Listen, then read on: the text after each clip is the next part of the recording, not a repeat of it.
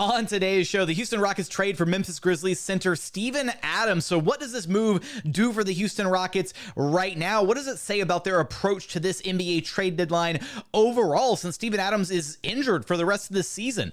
Plus, the rumors surrounding Jalen Green starting to get a little bit stronger. Has Jalen Green been included in any trade talks with the Brooklyn Nets? And how aggressively are the Rockets pursuing Mikal Bridges? We're going to unpack all that and so much more right here on Locked On Rockets. This is Mission Control, Houston. Ignition sequence start. Throw it up to Jalen Green. Sengun here in the short roll. Oh my, that's the no look. Jabari for three and the win. Yeah! Look at Tari, Eason. Here comes Tari. No! T-minus 15 seconds. Guidance is internal. The Houston Rockets select Alykhan Thompson and Cam Whitmore. One thing I have never done is not made the playoffs, and so we want to take that step here as well. 6, 5, 4, 3, 2, 1.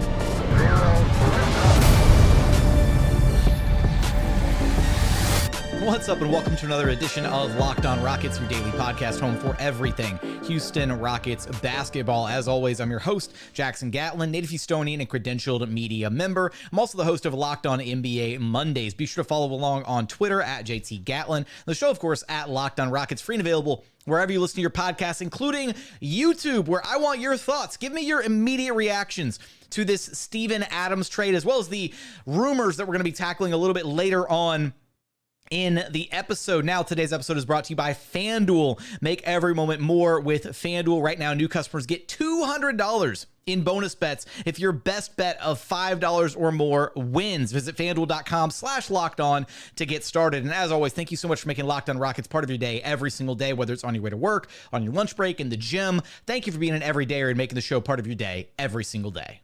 Joining us now is none other than your weekly co-host, the X's and O's man himself, Alykhan Bijani, who can track down on Twitter at Rockets_Insider, here to break down the first domino of the NBA trade deadline for this Houston Rockets team, moving Victor Oladipo and three second-round draft picks for none other than injured Memphis Grizzlies big man Steven Adams. Now, Alykhan, we talked about the rumors, kind of around this deadline, and the Rockets reported interest in Robert Williams, a currently injured center who would be out for the remainder of this year. And instead, they pivoted 180 degrees and went with another currently injured center who will not be able to help the Houston Rockets this season. But I do love this trade for this Rockets team as more of a long-term kind of leverage play where, if Adams is able to get healthy and be a part of this team next season, that is an incredible backup big man to have coming off the bench behind Alperen Sengun. Gives you an elite offensive rebounder, an elite screen setter, an above average defensive big man, somebody who can be kind of a rim deterrent, a rim presence. Basically everything the Rockets would want out of their backup five, everything that they kind of need right now. And I think that kind of begs the question is to, how they're going to operate around the rest of this deadline now that they picked up more of a long-term play in Steven Adams. But give me your reaction to this trade and how you feel about it. I think this is the type of trade that really bodes well for their core six. And what I mean by that is if you look at all of their six young players, Steven Adams helps all of them in different ways. So let's look at case in point, Jalen Green, for example. These past 5 games, Jalen's rebounding numbers have increased significantly. They've made it more of an emphasis for him to go clear the board. So other people box out, he slides in, he gets the rebound, allows him to hold the ball in his hands, push the pace, and get himself into rhythm. And we've seen him get himself into rhythm. So you have Steven Adams, who has done that for Ja Morant, has done that for Russell Westbrook, has done that for guards throughout his career, is able to, help guards get the offense going. I think that's going to help the Rockets really push the pace, and then offensive rebounding, obviously a key thing. Jabari and Tari, 2 players who excel on both ends, offensive rebounding and defensive rebounding. Now you bring in a big guy who's going to demand, 1 or 2 defenders to be boxing him out. That opens up more opportunities for Tari and Jabari in the offensive glass. And I think the Rockets will be one of the best rebounding teams in the league, especially when Steven Adams is coming off the bench and you have one of Tari or Jabari paired with Steven Adams, you can imagine all the good things out of that. And then also Cam, Amen. Yeah, I'll get to Alp last, but for Cam and Amen, you have two guys who are slashers.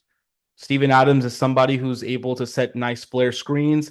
He has a really good body size for screens to be able to free up guys like that who are so quick and athletic. Pairing those two together and the way he likes to send those kind of angle screen is going to get them going. And lastly, Alperen Sengun. You bring in somebody finally who you can actually play alongside LP as the one non-shooter, because LP can hopefully continue to progress as a shooter, and have him defend bigs, right? And play one-on-one the way Ime wants to play. Or even just bring up an option if Alp's in foul trouble. Or if Alp, you don't want him to, but what if he misses time? You have somebody who can play serviceable and actually can create his own shot on the post-up. He's not Alp level magic scorer, but Steven Adams can post up. We saw that whenever he played the Rockets with Oklahoma City. So, across the board with their core six, right, as we're looking at next season becoming a pivotal year for Jalen Green and Alperen Sengun in terms of contract extensions, I think right now this sets all of them up for success. And a lot of the same points that you brought up for how Steven Adams would help Jalen Green, a lot of those same points apply to Amen Thompson as well, right? Two guards who want to be able to rebound the ball and immediately get out in transition and run and get to the transition game. So I think that opens things up for them considerably. I also just love it just from another kind of veteran get perspective, right? There was, my understanding of the situation with the Memphis Grizzlies was that Dillon Brooks and Steven Adams were often the adults in that locker room. They were the guys that kind of held other guys accountable and wanted to make sure that the Grizzlies kind of stuck to some of their winning ways, and really they were the adults in the room for that team over there. So, and I know that there were some frustrations at times, especially with what was going on with Ja and all that, the locker room kind of stuff that the Grizzlies had going on. And the Grizzlies made Dillon Brooks out to be kind of like the scapegoat for we don't want him back. And Dillon's got his antics. He's got his tendencies for sure, but he is not a bad locker room presence. He's a great locker room leader. He's a great presence to have around other young guys who are still trying to, understand and grow into their roles as NBA players. So to now bring the other adult in the room from Memphis over to Houston, I'm sure that Dillon Brooks is really excited to be reunited with his old teammate.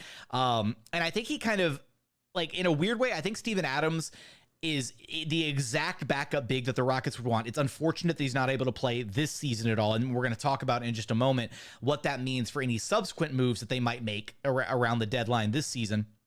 But I also think in a weird way, because of who Steven Adams is as a player, as a locker room personality, all that, as a culture guy, I think in a way it kind of makes Boban a little expendable. I think Steven Adams kind of checks the vibes box, if you will, kind of the same way that Boban has for a little while now. And this is nothing against Boban. He is an absolute radiant gem of a human being, but it kind of felt bad, right? To have that whole roster spot committed to a guy that you're not even going to try him, in a matchup like they had against the Pelicans where Jonas Valanciunas was dominating you. If you're not going to try Boban in that matchup against a oversized big man who's killing you, then when can you ever play Boban? And I think the Rockets are past the point of needing a vibes counselor of their 15 roster spots. So maybe Boban gets included in a trade, as salary filler or something this deadline. Maybe they need to cut him to just make space to, make another trade work. But, at this point, there have been a couple opportunities that the Rockets have had to do something with the Boban slot. They had opportunities earlier this offseason to do things with that slot. At this point, I think they're beyond just having a slot dedicated to a guy who's, a glorified assistant coach at this point, for vibes, for whatnot. So maybe they make a move with him. I like the Steven Adams pickup, but it does leave the Houston Rockets a little destitute as far as how many second-round draft picks that they have to work with. We'll take a look at their kind of asset stockpile as it stands right now, what other moves they might be able to make around this deadline, and whether or not they're going to actually make a move for a playable backup big man, since they just traded for Steven Adams, more of a long-term play, as well as the rumors surrounding Jalen Green and whether or not the Rockets potentially offered him to the Brooklyn Nets for Mikal Bridges, of all people. We'll unpack all this in just one moment. First, today's episode is brought to you by FanDuel. Happy Super Bowl to all those who celebrate from FanDuel, America's #1 sportsbook. Because, hey, if you're like me, Super Bowl Sunday is all about getting together with some great friends and family, finding a good spot on the couch, grabbing your favorite snacks, and settling in for some amazing, high-quality football, and let's be honest, hopefully some amazing commercials, because the commercials that play during the Super Bowl that's part of the experience. You gotta love the commercials, right? FanDuel has so many different ways for you to end the season with a W, or 2 or 3, depending on how successful you are. Not only can you bet on who's gonna win Super Bowl 58, but FanDuel also has bets for which players will score a touchdown, how many points will be scored, and so much more. And best part is, new customers join today and you'll get $200 in bonus bets if your first bet of $5 or more wins. That's $200. And all you have to do is wager $5 and win. It's so simple. Just visit FanDuel.com/lockedon to sign up. That's FanDuel.com/lockedon. Make every moment more with FanDuel, an official sportsbook partner of the NFL. And continuing on here at Locked On Rockets, your daily podcast home for everything Houston Rockets basketball. So we kind of went over our general reactions right off the jump of this Steven Adams acquisition. The one area, though, that I think it sets the Rockets back in is you start to look at, the assets that the Rockets have available, and they're running very thin on second round draft picks, and second rounders, especially now in today's NBA, in the marketplace, around trade deadlines and stuff, second rounders have become really important, and integral to be able to kind of grease the wheels on certain moves here and there.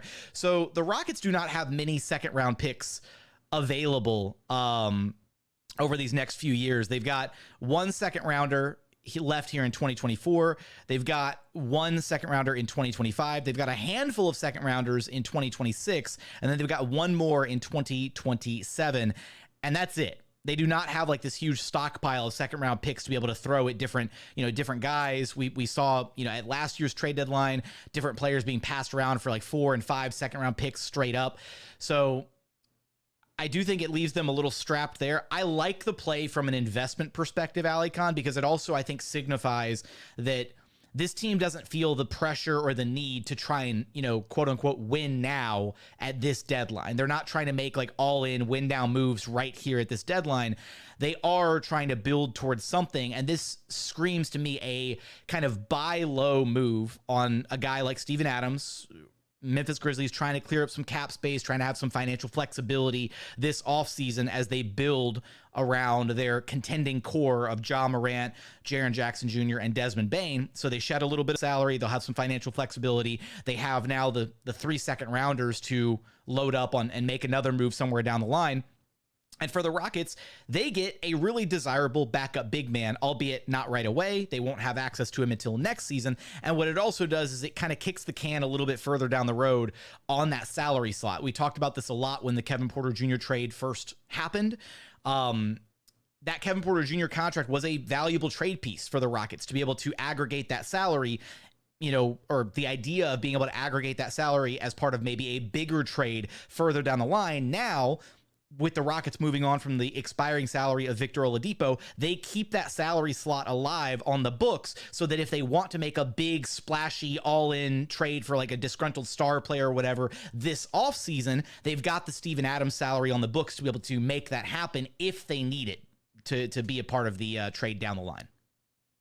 I think you bring up, and there's so many layers to what you just talked about, Jackson, and let's break it apart there. The first thing you mentioned about the multiple second-round picks. Going back to last trade deadline, I think Saddiq Bey was 5 second rounders. Yeah. D'Angelo Russell was 3. Rui Hachimura was 3. So you're getting valuable role players, and I'm going to call them valuable role players for those picks. In this case, like we talked about in the first segment, and I in a very high level, I think for each young player the Rockets have, Steven Adams helps them in terms of their development, also playing to their strengths. And I think you're bringing in a guy who's a starting center on most basketball teams to be your backup big and provide some toughness and some, just size at the center position off the bench. But let's look at it now from a next level perspective, or like what you talked about. What's upcoming next? I do have a question for you, Jackson. Do you feel like, they still have Jock Longdale's contract? They still have Boban, like you mentioned. They still have other pieces, even Jeff Green's contract. do you feel like the Rockets can still go out, number one, and get a impact player for this year? Or two, do you feel like it's better for them to be able to get a player that's more of a long-term piece? Similar to what they did with Steven Adams, you bring in a guy who's not going to play this year, but still under contract for next year. Do you bring in, now another need is a shooter. Do you bring in a shooter who can also be valuable for you next year? And how much are you willing to even give up from a draft compensation perspective? Yeah, so I think I'm torn on it because I think the problem is I think they still need a backup big this year is the first question. So not to dodge your question about do they still go get a shooter. I think the question here is, are they going to make any kind of a move for a legitimate backup big? Now, maybe you do that in part, right? Like we talked about, the idea of doing a package deal where you're able to get Malcolm Brogdon and Robert Williams from the Blazers. Now Williams doesn't help this year because he's out for the season. So it's kind of the same situation as Steven Adams. Yeah. I think that they've got to find a way to address the fact that they do not have a serviceable backup big man option. And I do think that they're still trying to be aggressive around this trade deadline using the contract of Jock Landale as effectively an expiring deal. So maybe it means they go scoop up a guy like, Bismack Biyombo, who's still out there as a free agent, right? He would be a guy that you could sign to a deal, have him be, just on a vet minimum, serviceable backup big, maybe in spot minutes where Alperen Sengun is struggling in a specific matchup, or if you just need some additional size or whatever. That would be a name that I'd like for them to explore. I am a little worried, though, that they're not going to go get now an impact backup big, right? Like if you have dreams or had hopes of the Rockets pursuing like a Clint Capella level type backup big man, that should be gone. Yeah, that should be probably off the table at this point now, because you're going to have $12.5 million committed through the rest of this season, and then Steven Adams contract. Yeah, so you're not going to have, and conceivably there might be an Alperen Sengun extension that you have to negotiate this summer, his rookie scale extension. You don't want to have that much money locked up to your 5 spot, right, across 3 different players. So I think the 5 spot at this point, the best move they're going to be able to make is buyout market candidate or current free agent like a Bismack Biyombo, or a throw in as part of another trade where they do acquire a shooter potentially. So for me, I would like to see them still make a move for a shooter now that they kind of have shored up the backup big spot at least a little bit. And this play again tells me that their eyes are more set on the future than it is, a pressing need to win right now at all costs, right? They could have gotten it, traded for some backup big somewhere and probably given up 1 or 2 seconds to get a serviceable backup big right now. Instead, you buy low on Steven Adams, and that, if Steven Adams is able to be healthy next season, knock on wood, that is a huge get for this Rockets team.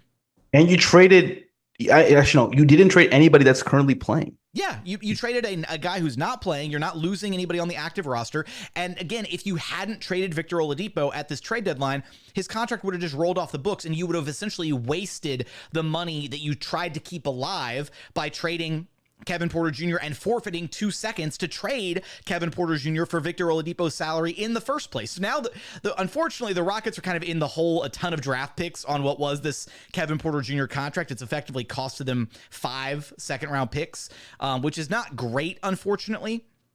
But at the same time, they wanted to keep that salary alive. They've done so, and now they've turned what was effectively Kevin Porter Jr. into, long-term extended salary for Steven Adams, but then also a very serviceable backup big man who in a pinch can be your starting big because he's that quality, he's a quality player. I want to get to one thing before we get back to the shooter conversation. The thing about second-round picks is they're valuable for contending teams. And Jackson, you when you mentioned kind of what assets the Rockets have, you mentioned 1 in 24 down the list. 2026, you mentioned 2.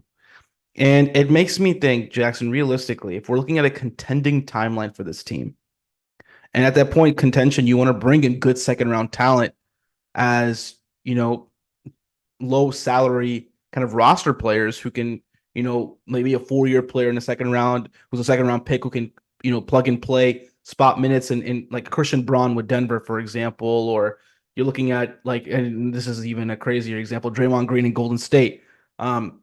You have guys all over the NBA who are second rounders and playing heavy minutes for playoff teams. We've seen that happen.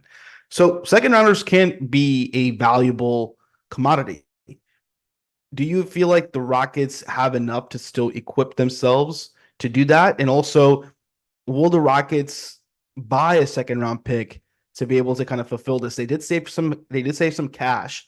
So they used to have some cash available as well and all these other things. But I'm just curious, Jackson, from your perspective, do you feel the Rockets are still in good shape in terms of using second round picks in the future to be able to add to their roster? I think that they've got enough like second round picks in like the confetti cannon of second round picks, if you will, to fire off and get like maybe one more impact role player, whatever, if they wanted to pool together the available seconds that they have right now access to. But that's probably about it, right? Like they don't have a ton of seconds to utilize. Now, again, there are options out there. Maybe at this deadline, maybe they feel like they don't have the, you know, with the minutes crunch, with Tari Eason's eventual return or whatever, maybe they just feel, and the emergence of Cam Whitmore, maybe they feel like they just need to move on from Jae'Sean Tate, right? He's kind of the odd man out of the rotation, I think, at this point, if everybody is healthy. And there are plenty of contenders that would love the services of a Jae'Sean Tate. So maybe there's a team out there that you could conceivably flip Jae'Sean Tate to for like 3 second rounders or like a late first or something like that. But I think in a way, getting, say, 3 second rounders that are a bit further out is almost better value for Jae'Sean Tate at this point than, say, a late 2024 first, because then, you know, if you're stuck with that first round draft pick and you get to the draft, it's the same, you know, kind of problem that you're in right now with the Brooklyn Nets 2024 first round draft pick that you have. You don't want to make that selection because then it's like driving a brand new car off the lot. It depreciates 35% in value. It's not a liquid asset anymore. So I do think that the Rockets have ways to kind of restockpile those seconds. And right now they probably have enough to make one more significant move, but will we see them, make that significant move right here at this deadline? I don't think so. The one team, though, that they are very heavily linked to, there's a lot of rumors, a lot of reporting out there, is the Rockets' interest in pursuing Mikal Bridges. And how would they go about doing that? What would the offer look like? And did they or did they not offer Jalen Green for Mikal Bridges? We're going to unpack all that here in just one moment. First, today's episode is brought to you by PrizePicks. PrizePicks is the largest daily fantasy sports platform in North America. They're the easiest and most exciting way to play daily fantasy sports because it's just you against the numbers. Instead of battling thousands of other players, including pros and sharks, you just pick more than or less than on 2 to 6 player stat projections and watch the winnings roll in. It's that simple. PrizePicks is so easy to play. You can make your picks and submit an entry in less than 60 seconds. They've got quick withdrawals, easy gameplay, and an enormous selection of players and stat types, which is what makes PrizePicks the #1 DFS app on the market. And here's a really cool thing. PrizePicks even offers a reboot policy so that your entries stay in play even if one of your players gets injured. So for football and basketball games, if you have a player who exits the game in the first half and does not return in the second, that player is rebooted. PrizePicks is the only DFS platform with an injury insurance policy. So if you've been thinking about getting into daily fantasy sports, you've got to try PrizePicks. Go to prizepicks.com/LockedOnNBA and use code LockedOnNBA for a first deposit match up to $100. Again, that's prizepicks.com/LockedOnNBA. Don't forget promo code LockedOnNBA for a first deposit match up to $100. PrizePicks is daily fantasy sports made easy.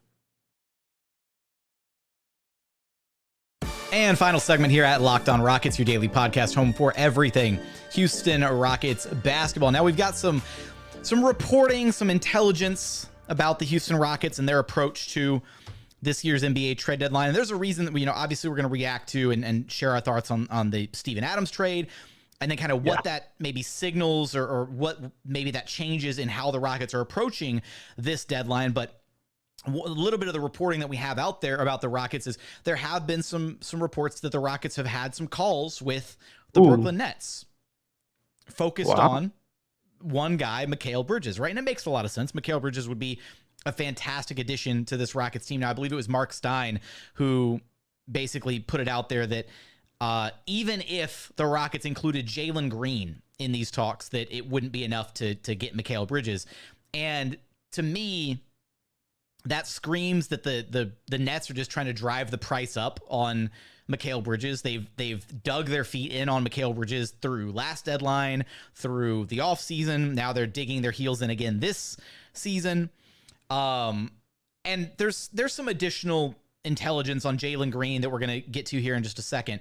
But Alykhan, the first thing I'll say is I love the idea that the Rockets are being aggressive with trying to make a trade happen with the Nets, even if the Nets are too stupid to realize that it would be good for them to get their picks back. I love that the Rockets are doing this. We've talked about, for the last couple years on this podcast, that it makes sense for the Nets to be a trade partner with the Rockets because those picks have more value to the Nets organizationally than they do to any of the other 29 teams in the association. Let them control their destiny, Jackson. 100%. And so from a negotiation standpoint, the longer the Rockets wait to do something with those picks, they continue to lose value. Because what I worry is going to happen is I worry that the Nets and their front office are going to make some, slapdash decision to try and stay on the treadmill of mediocrity because they have zero incentive to be bad right now. They want to be, fighting for the play-in and whatever, with the core centered around Mikal Bridges as a number one option and Ben Simmons if he's ever going to play basketball again or whatever. And it makes no sense to me, but that's kind of where they're stuck. So if the Nets make some kind of a dumb trade with another team and they stay on that treadmill of mediocrity, those Nets picks aren't going to be worth much, right? They're going to be okay-ish picks at best. Whereas if you force their hand, if you are really aggressive in these trade talks, I think this is the Rockets' best chance to cash back in on those picks and get back a very high-quality player in a Mikal Bridges type. And I don't think he's actually off the table. I think this is just the Nets trying to drive up the price.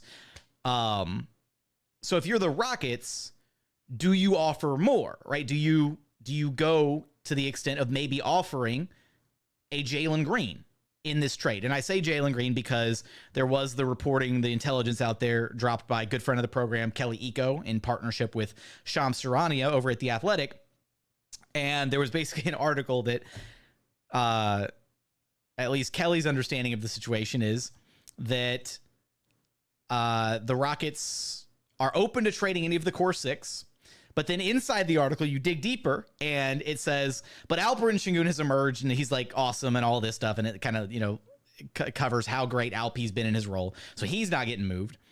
Amin Thompson and Cam Whitmore are off the table, except for in a trade for a star player. So they're off the table. They're not available. And then it also goes on to say, and Jabari Smith Jr. and Tari Eason aren't being moved. So you go through it was a kind of a convoluted way of saying Jalen Green's available in trades. So you start reading between the lines on some of this reporting. You start looking at it. Do we think that Jalen has maybe already been in an offer for Mikal Bridges at this point? Have the Rockets had that discussion? Have they gone that far? And I don't think they have. I don't think they've put him, firmly in an offer for Mikal Bridges to the Nets, whatever. I think they're still very much in that negotiating phase where they're trying to make something happen. I'm sure the Nets want to get back access to all of their picks, and the Rockets are maybe like, we'll give you 2024, and maybe we'll remove the swap right on 2025. And they're kind of negotiating on that currently. Because the Nets also in the past said, hey, we're not trading James Harden, we're not trading Kevin Durant, whatever, we're going to stick it out with these guys. And then both of those guys got moved. So I think the Mikal Bridges posturing is very much in that same vein. I don't think Jalen Green was offered. And if you were to ask me, Jackson, if the scenario was, would you be willing to part ways with Jalen Green if it meant you can get Mikal Bridges? My answer to that is no. And there's multiple reasons why. And I think I want to plug in our podcast from last week where we did midseason grades on Amen, Cam, Jabari, Tari, and we spent some time on Jalen.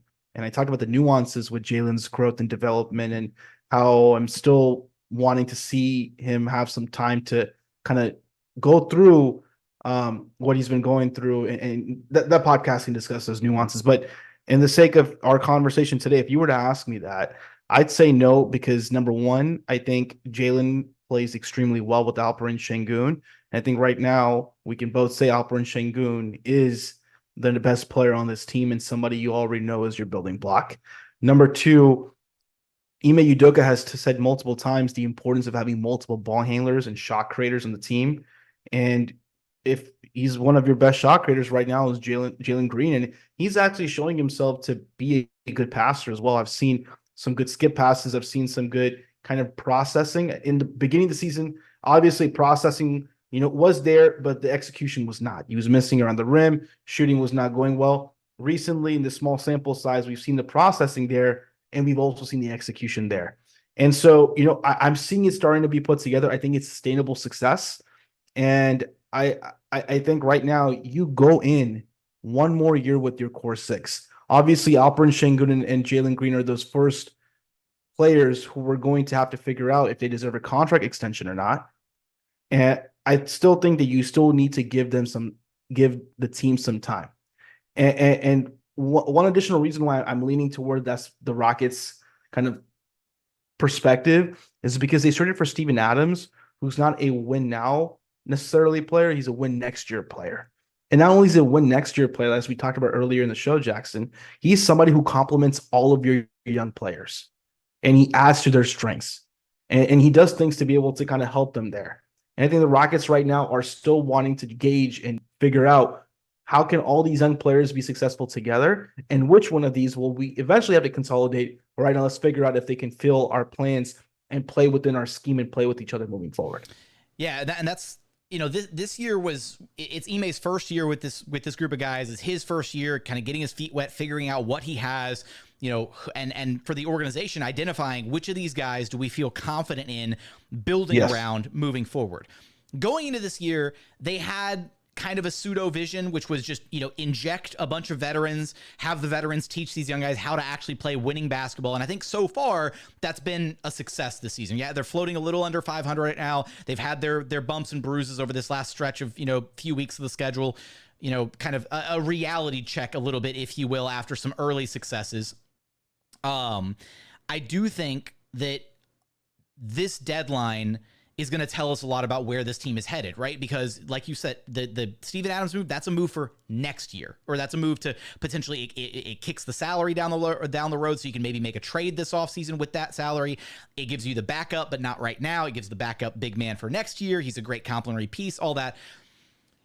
I think if you're the Rockets, you know, if you want to, if you're at a place where you feel confident enough in identifying and leaning into Alperen Sengun as your best player and the player you want to build around right now, I think you make the move. If it's on the table, if that's kind of like if the trade is Jalen Green for Mikal Bridges and like the 2024 first, and like maybe you remove the swap rights on 2025, if that's the framework of the trade, plus whatever salary filler, Jock Landale, I think you do the trade right now if you're ready to fully commit to Alperen Sengun. Yeah. I don't think you do the trade just for the sake of moving off of Jalen Green or because you want an immediate win now upgrade to that slot. I think you only do the trade if you really are going to lean all the way into, hey, we need to build a team and we need to put players that are going to complement specifically Alperen Sengun, because that's the guy that we feel like is going to be our ticket to the promised land, and we're ready to start making moves right now to identify that. I don't think that they're there yet, is where I'm at. And this trade deadline is going to give us those options, right? Yeah, we've talked about that.